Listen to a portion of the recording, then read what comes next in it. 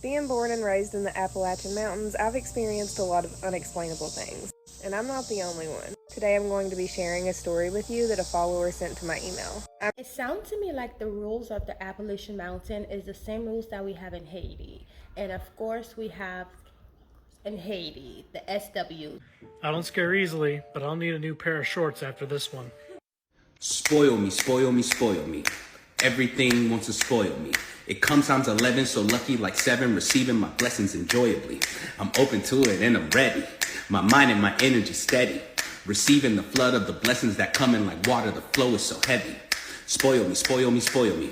I have a story time. This story actually just happened on January 24th of this year. So yes, they're still very much active and this is still very much going on. The person who submitted this, so it's not I'm going to use her real name, so we're going to call her Lisa. Lisa lives in a small town east of Tennessee, so yes, the Appalachian Mountains. So one night, Lisa is hanging out at her friend's house. It's her friend Mike, his girlfriend, who we'll just call girlfriend, and Lisa. As they're hanging out, they starts to hear what sounds like a really heavy metal object being dragged across the driveway. Lisa remembers that she forgot to lock her car, so she quickly grabs her keys and hits the lock button. She then decides to look out the window to see if she can see anything, but there's no one there. She then sees as this truck approaches the house, and as it gets near the front of the house, it swerves completely out of the way as if trying to avoid hitting something. Lisa then decides that she's gonna go out in the balcony to see if she can get a better look. She's thinking that maybe a part of someone's car fell off. Maybe that's the reason why it was like a metal rubbing against the pavement. Mike's girlfriend follows right behind her and stands behind Lisa. The girlfriend goes, "Do you see anything?" Lisa responds with, "Not yet." So then the girlfriend goes, "Well, let's just go back inside then." As Lisa's getting ready to go right back in the house, she hears the girlfriend yelling her name, but it sounded far away.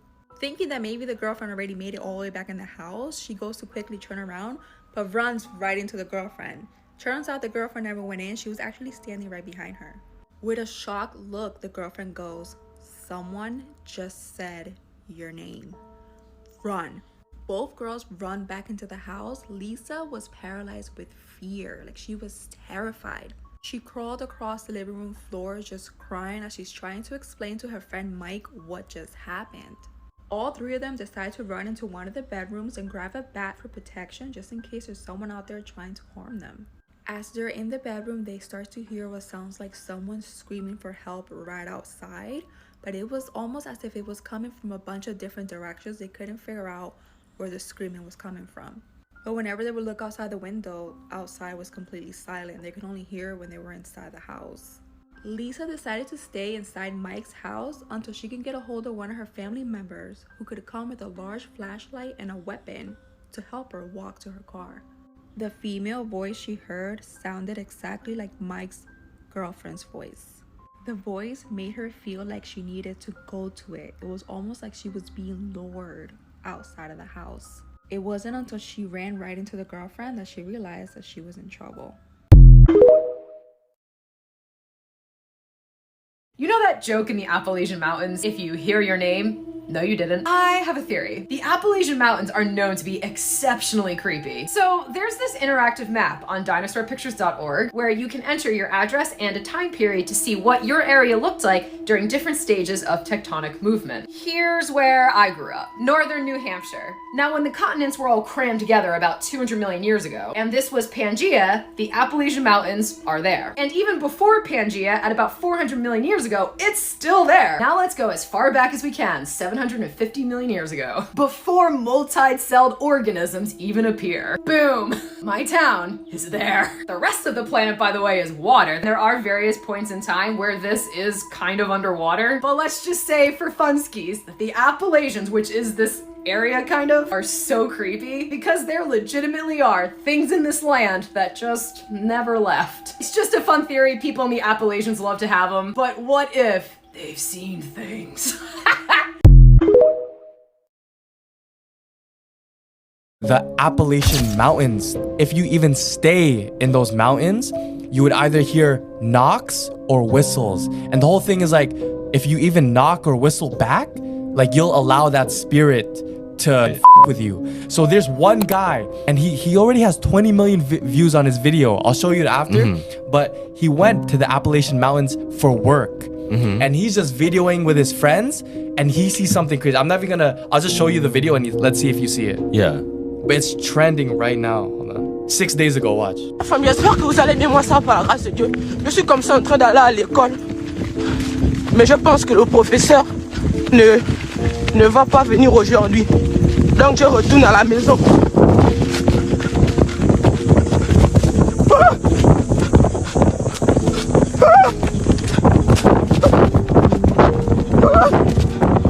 Je pars à l'école, c'est bon. Ne me retourne pas. You saw that face? Yeah. Today I'm going to tell you another Appalachian story, but this one isn't mine. It was one I got sent to my email. Growing up, we had a family cabin nestled in the Appalachian Mountain, and our grandparents taught us things like, don't look in the trees, or if you hear your name, no you didn't. When I was about 12 years old, my brother, my cousin, and I would all go playing in the woods. Near our cabin were some rock formations with a natural spring that ran through it. Our grandparents would give us a walkie-talkie so we could stay in touch while out playing. And the walkie-talkie thing, that's something my parents did too. But anyway, one of the rock formations kind of looked like Pride Rock from The Lion King. We often played on top of it in an attempt to recreate scenes from the movie. I remember all three of us sitting on top of the rock, and my brother saying he thought he saw something.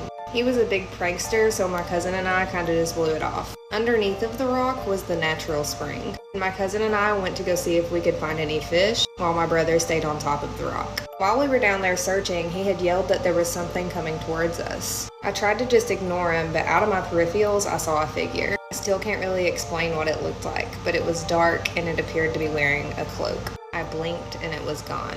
Not even a few moments later, I heard my name, but it was so faint and it went away so quickly as if it was riding in the breeze. I turned to my cousin and her eyes were wide. I asked if she had just heard that too. She said she had heard someone say her name, but it was in the distance. We quickly left the stream to find my brother, and he came running down the side of Pride Rock, shouting that he had heard his name being called too. My cousin grabbed the walkie-talkie from me and asked my grandparents if they had been looking for us. They told us no and asked why, so my cousin told them what happened. They told us to get back to the cabin as quickly as possible without causing a commotion. I remember finding the trail and heading back, but the whole time, it sounded like something was following us. For the remainder of the trip, I had a sense of unease as if something was watching us. If you have a story you want me to share on my TikTok, don't forget to send it to allyshaysworld@gmail.com. I don't know what to do because I'm really scared I'm gonna pass out, but I see a road below me that I've been able to hear for a while, and I'm thinking about going to the road, but I also don't want to get off the trail in case I pass out because I want them to find me. I really don't feel good. Oh, and I've been alone for a long time.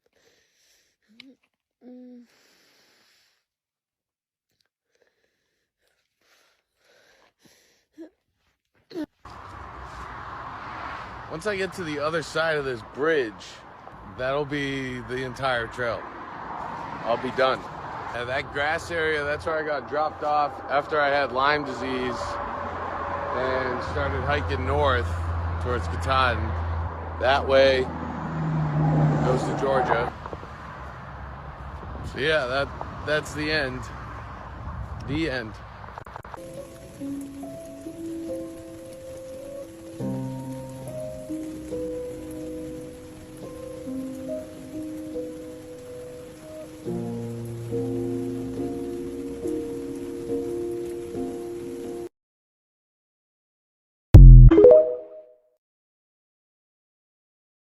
Being born and raised in the Appalachian Mountains, I've experienced a lot of unexplainable things, and I'm not the only one. Today I'm going to be sharing a story with you that a follower sent to my email. I moved to Pennsylvania right after turning 15. Before that, I lived on the West Coast, so I had no knowledge of what happened in the Appalachian Mountains. Nothing about those rules like closing your curtains at night or not responding to your name being called when nobody's around. In our house, we had a crawl space on the second floor. I had claimed the bedroom with the door to the crawl space. And once summer started next year, I started hearing scratching coming from inside of the crawl space. I thought it was a squirrel, but my dad couldn't find anything inside. The scratching continued, but I ignored it. At some point, I thought I could hear my name being called from behind the door. Now, my parents were very religious. I was taught that if I heard my name being called, it was the Holy Ghost trying to tell me something or trying to comfort me. I said a silent prayer to myself when I heard my name being called in that house. I think I had really just got lucky and I had moved out of that bedroom and into a different bedroom without the crawl space after my sister had left for college and I got to move into her room. I had another experience in that house soon after I turned 18. I was packing up my bags, getting ready to move away from college, and I had a lot of anxiety because of that. Something that helped me was getting fresh air. It was already nighttime, but I stepped out on the back porch to get some fresh air. The moon was really bright that night, and I could see most of the yard very well. It was a large yard, roughly 6 acres, with a creek and a wooded area to one side, a hill and a wooded area on the opposite side of the creek, and behind a small pond in the back of the yard was the road. I knew this area had animals that were out and about, especially late at night, so I took a look around to see if I could spot a fox or a deer. At the road, I could see what looked like 2 glowing eyes attached to some figure. It looked like a deer, but it was staring at me, and the porch light was on, so it was very clearly lit. I thought it was kind of cool until it started getting closer. The yard was massive, and there was a rough 3 to 4 acres of land between the road and the house. This thing was moving fast and moving very intently. It got over the guardrail and was making a straight line towards me. Even with the moonlight, I couldn't really make out what it was, but at that moment, I thought it was like a wolf or something. I ran inside, locked the doors, turned out the light, and ran into my bedroom. I spent the rest of the night underneath my blankets and muttering prayers to myself. In the morning, I told my dad about the animal I had saw outside last night, and he had only found some scratches on the wood on the porch.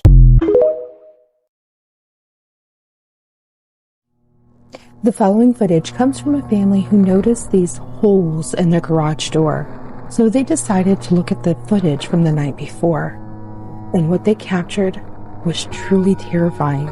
What looks like a humanoid, unidentified creature was trying to break through their garage door. But the interesting question is, what is this? It actually looks like it has the animal eye shine. Take a look at this footage and tell me what you think this could have been.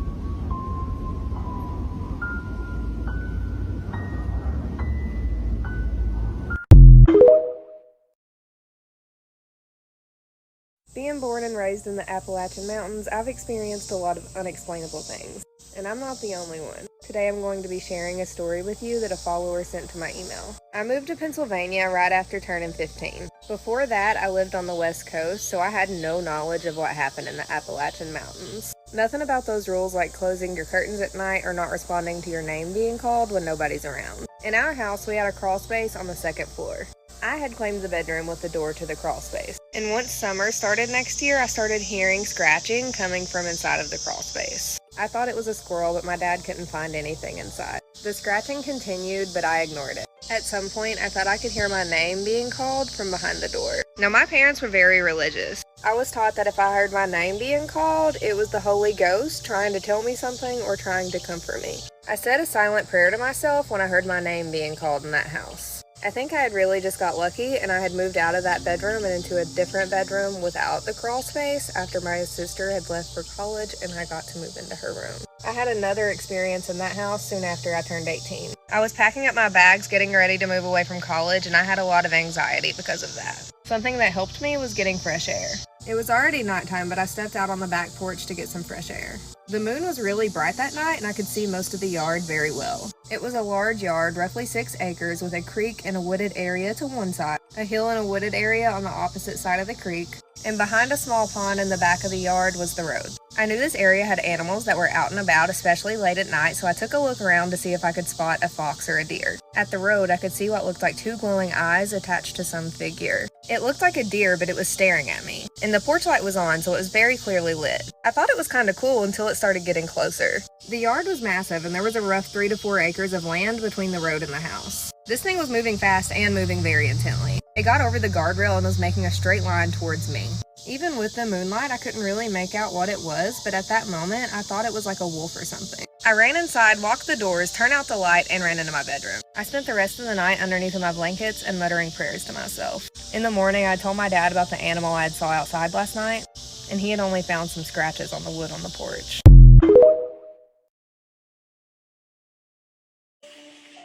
The dogs are ready for bed. It's just a peaceful night here. Getting ready to go to bed myself. What the fuck is that? What? Oh, God! Fuck! It's outside. Look at these two dogs. They can sense the lookout. Lookout gone. What the fuck? Lookout gone. Too scared to open my door. Come here. Come here. Come here. Come here. Come here. Come here. I told you. Come here. You better not go back. The reason I had to move out of my flat. It's somebody's hand. I was home alone. You home with a lookout. Lookout was looking at you straight in your eyes. And you just there filming. Welcome back to the Lookout series, y'all boys. I told y'all yesterday I was coming back with some freaky stuff today. I present to y'all the Appalachian Mountains. You thought the last video was crazy. This is part 1. I'm gonna drop part 2 tomorrow. But like I told you, if you hear somebody calling your name, don't answer. Them lookouts will get you. Y'all over here filming. Oh, there's a shadow that come out your kitchen. Let me film it. If you don't move, real talk, that would have been the first and last day. If that happened on my first day, that would have been my last day there. If that happened on my second day, that would have been my second and last day in the house. I don't care if I gotta break a lease. I'd rather break a lease than die. And then get eaten alive by some lookouts. And this is what I'm talking about right here. I don't know how to tell y'all this, but black people actually live in the Appalachian Mountains. We actually have lives here. We're actually in community with each other here. We have history here. Our families have been here for generations. So I don't know why y'all are lending to the white supremacist erasure with these kind of, I really don't get it. I don't know what difference it makes. Like I said, the harm was already done. And you stupid content creators. Everyone's been talking about how people go missing in the Great Smoky. Hey, bestie. Another person who grew up in rural Appalachia here. And I don't know if you're outside the Cherokee or the Pisgah or what national forest you're outside of, but I grew up outside the Great Smoky Mountains National Park. Let me show you. Okay, that red dot right there is Spence Field where Dennis Martin went missing. There's Cades Cove, and I grew up right here in Townsend. Right about there. And I don't consider myself a content creator, but I did go to lots of old timers days, and they all talk about it. My father was a park ranger during the Dennis Martin search, and my grandfather was the mayor of Townsend. And they all said that there was something going on that they weren't telling us. And all the old timers said there's people out in the woods that'll get you, is what they would say. They'll go out in the woods, they'll get you. So, sorry, bestie. Why is it everyone's nightly routine to close their blinds when living in the Appalachian Mountains? It's because when you think of the Appalachian Mountains, you think of skinwalkers. The skinwalker is a harmful witch that is able to use the hide of an animal that they've unalived and transform into it. There's also tons of screaming that happen in the Appalachian Mountains at night, which sounds crazy, I know. Some people think it's coyotes, other people think it's skinwalkers. But Chris, why would a skinwalker be screaming in the woods? Because they want to lure you there, that's what they do. They're able to mask their voice, trying to sound like somebody you may know, luring you into the woods to pretend that they're hurt. Sometimes they even act like a stranger. You'll just be driving down down the road and all of a sudden hear someone yell for help. You get out of your car to help, and then you're cooked. Now, if I lived in the Appalachian Mountains, I'd be closing the blinds during the day, not just at night. But for sure, especially at night, because imagine looking out your window and seeing something that you shouldn't. Now, yes, saying the term skinwalker of course brings them closer to you, but imagine seeing something that you're not supposed to and then it comes to your window. There's stories online of people discussing that they went camping in the Appalachian Mountains in a cabin and all of a sudden some random person came to their door, but they weren't a person. Me personally, the Appalachian Mountains are completely off my list, but that's why everyone who lives in the Appalachian Mountains closes and locks all of their windows and doors at night. Have you ever heard of something called the knot deer? Because that's what we're talking about tonight. The knot deer is a cryptid, we'll call it, because I don't know what else to call it, that supposedly lives mainly in Appalachia. So anywhere where the Appalachian Mountains are, that's its home. It's a creature that looks like a deer from far away, but the closer you get to it, the more things that you start to see wrong with it. That can be multiple antlers, eyes in the front of its head instead of the side of its head, limbs that bend the wrong way, and sometimes deer that walk on hind legs. Now, there are deer that get up on their hind legs so that they can grab something off of a tree to eat. That's not what I'm talking about. I'm talking about deer that walk on their hind legs like a human does. Most of the people who have encountered this are driving on a road at night through a remote area and they see a deer and they're like, oh, I need to slow down. There's a deer and it might jump out in front of me. And then the closer they get to it, the more things that they start to see are wrong with it. And everyone describes this feeling of dread, like they know something is wrong. The reason they're called knot deer is because you know that's a deer, but it doesn't look like a deer. The best way I can describe it is if you are looking at something that you know has always looked like a certain thing, but there's just something off about it and you can't place it. Now, I haven't heard or seen any stories where this deer has done anything to harm people. It's just seeing something like that and you don't know what it is because it's not natural. So if you're ever out in the woods in the night, make sure you are keeping a lookout for the knot deer. I don't scare easily, but I'll need a new pair of shorts after this one.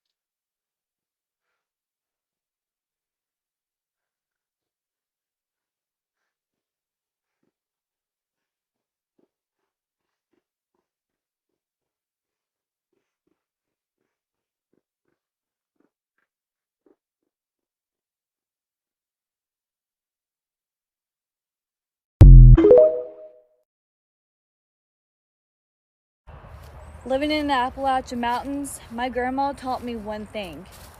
As soon as that sun goes down, you come inside. You shut those curtains, because if you can see out, then someone or something can see in. And never, ever whistle in the woods.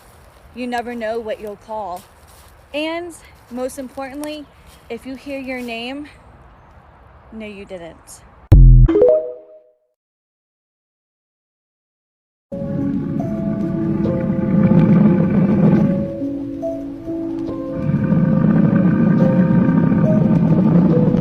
If you have any FM radio or AM radio or any kind of walkie-talkie, we urge you that if you hear static late at night, please respond with the words, Ranger, Ranger. If you do not hear a designated ranger with a badge number respond to you, please ignore, as it is a walker. We do not understand how exactly this is possible, but we can confirm it is indeed a walker.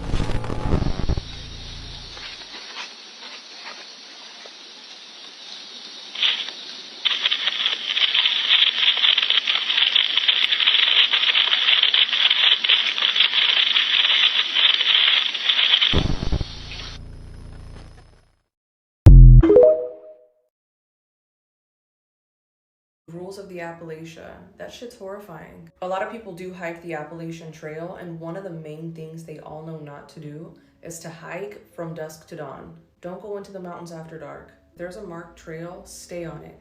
Do not veer off any trail or path. Everything is marked for a reason. That's a blaze. 2 inches by 6 inches. It's what we follow. They're everywhere. They may be on a bridge, they may be on a tree. They're usually always on trees, but sometimes they're on the ground, on a rock, on a building, on a light post. That's what we follow. This morning, I didn't follow it. I wasn't paying attention. There's numerous stories where people said they hear a woman or a baby in distress.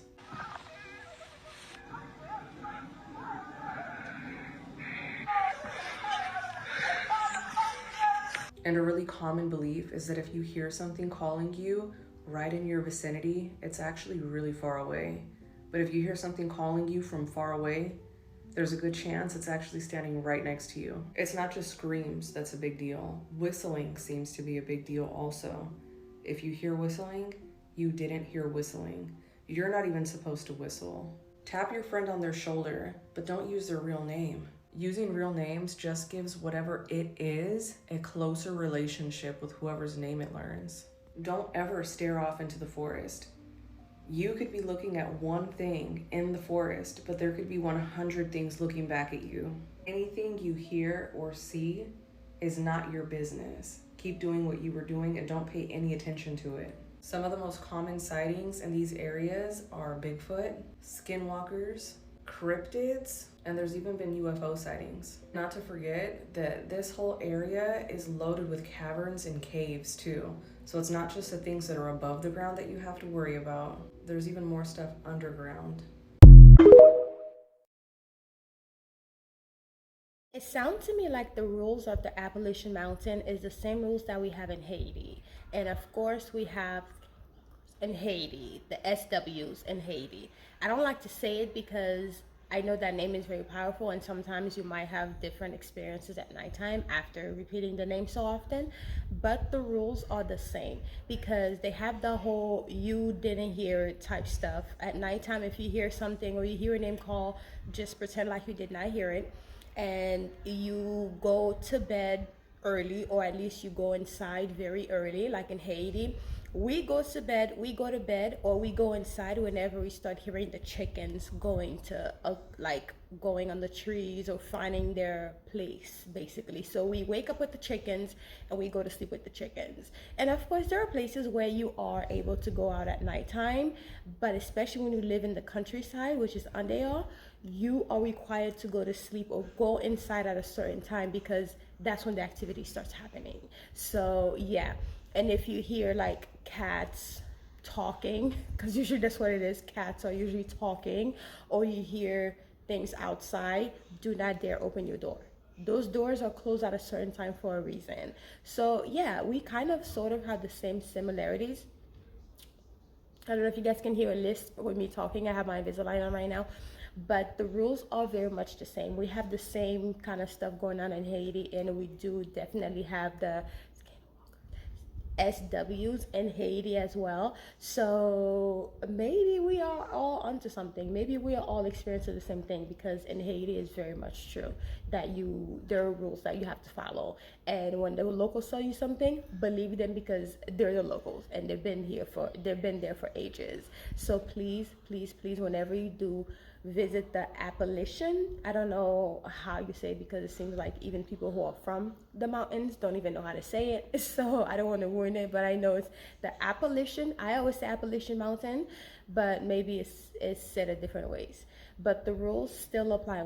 If you do visit those mountains, be very careful. And another thing that I want to mention too, a lot of the places where they tell you that in Haiti are usually in the mountains, or in like the what's it called, the countryside. So I would say the rules kind of are still the same because of the area where you're staying. So that's my take on that, guys. I did enjoy all the videos, all of the stories. I hope you did too. Talk to you later. Bye.